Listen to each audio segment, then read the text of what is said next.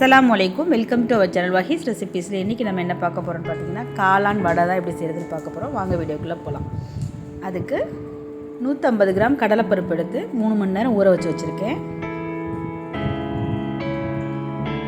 காளான் ஒரு 150 கிராம் எடுத்து வச்சுருக்கேன்.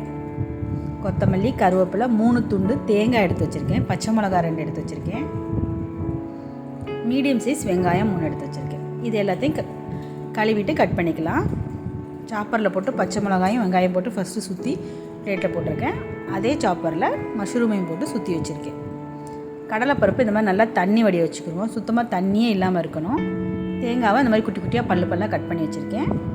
கொத்தமல்லி, கருவேப்பிலாம் கட் பண்ணி வச்சுருக்கேன். இப்போ மிக்ஸி ஜார் எடுத்துகிட்டு 1 ஸ்பூன் சோம்பு போட்டுட்டு அது கூடவே நம்ம ஊற வச்சுருந்த கடலைப்பருப்பை போட்டுக்கலாம். போட்டு 2 பல்ஸ் கொடுத்திங்கன்னா நல்லா குறப்பாக வந்துடும். ரொம்ப அரையக்கூடாது. அதிலே ஒரு பருப்பு முழுசாக இருக்க மாதிரி இருக்கும். பரவாயில்ல, இருக்கட்டும்.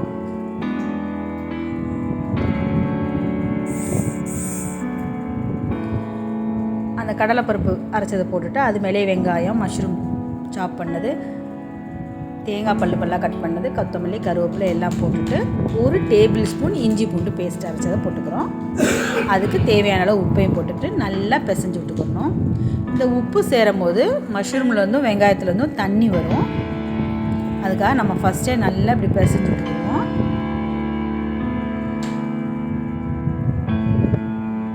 பிசைஞ்சதுக்கப்புறம் பிடிச்சி பார்த்தீங்கன்னா தண்ணி வருது பாருங்கள். இப்போ வந்து நம்ம ஒரு பெரிய டேபிள் ஸ்பூன் அளவுக்கு அரிசி மாவு போட்டுக்கிறோம். போட்டு பெரட்டினோம்னா நமக்கு உருண்டை பிடிக்கிறப்ப தான் கரெக்டாக வந்துடும். நல்லா மொறுமொறுப்பாகவும் இருக்கும்.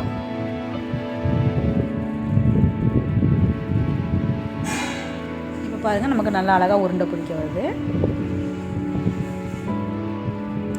எண்ணெய் அடுப்பில் சூடு பண்ணிவிட்டு அது சூடு வர்ற டைமுக்குள்ளே நம்ம உருண்டை பிடிச்சி வச்சுக்கலாம். நான் போட்ட அளவுகளில் பார்த்தீங்கன்னா 30 வடை வந்தது. கையில் எடுத்து இப்படி ஒரு லைட்டாக ஒரு ப்ரெஸ் கொடுத்து எண்ணெயில் போட்டுக்கலாம். நல்ல எண்ணெயை சூடு பண்ணிவிட்டு மீடியம் ஃப்ளேமுக்கு மாற்றிட்டு போடுங்க. அப்போ தான் நமக்கு உள்ளெல்லாம் நல்லா வெந்து மொறுமொறுப்பாக இருக்கும்.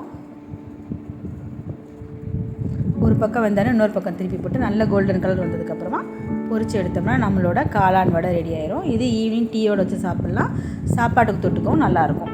இதே மாதிரி நீங்களும் செஞ்சு பார்த்து எப்படி இருக்குன்னு எனக்கு கமெண்ட்டில் சொல்லுங்கள். லைக் பண்ணுங்கள், ஷேர் பண்ணுங்கள், கமெண்ட் பண்ணுங்கள். மறந்துடாமல் வஹீஸ் ரெசிபீஸை சப்ஸ்கிரைப் பண்ணிக்கோங்க. இந்த வீடியோ உங்களுக்கு பிடிச்சிருந்ததுன்னா உங்கள் ஃப்ரெண்ட்ஸ் அண்ட் ரிலேட்டிவ் கூட ஷேர் பண்ணிக்கோங்க.